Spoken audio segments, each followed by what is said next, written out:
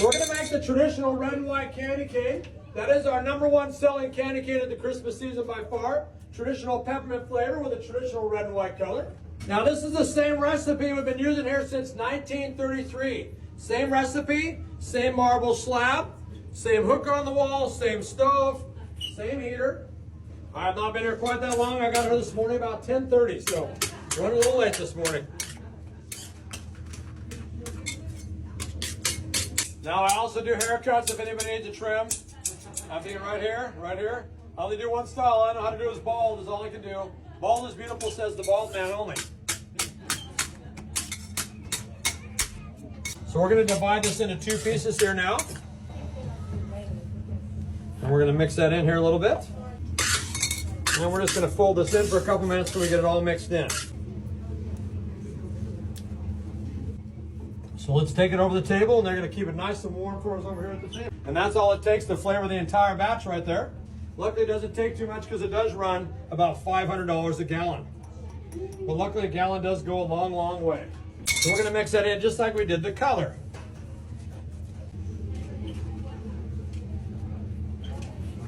Here we go. And there it is, you guys. Thanks for coming. There's your candy cane.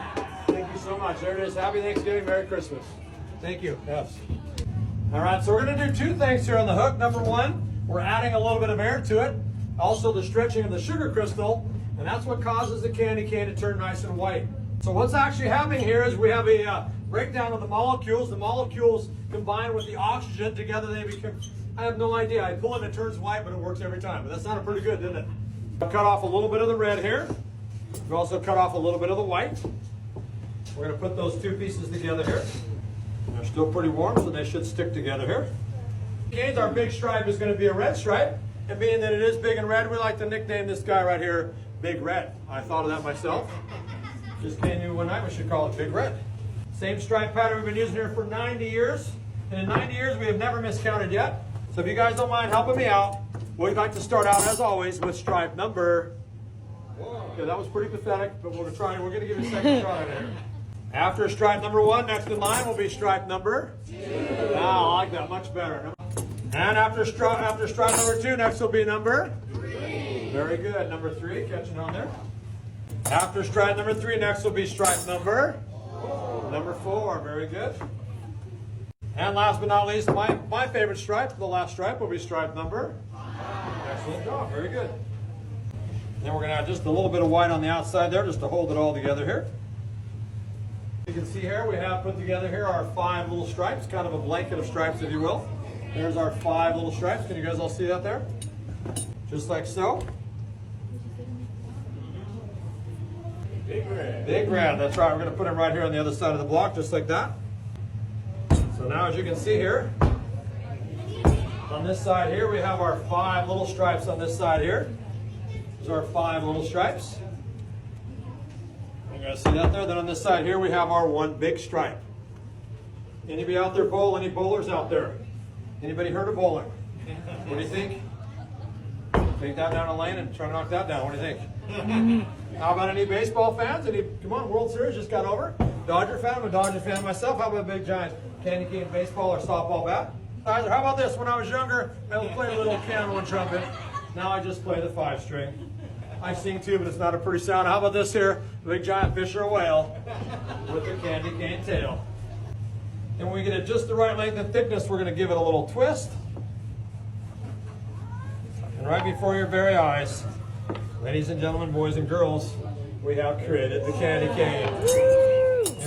Let's all give a big round of applause for candy cane #1. Live in its color right there. There it is. Candy cane #1.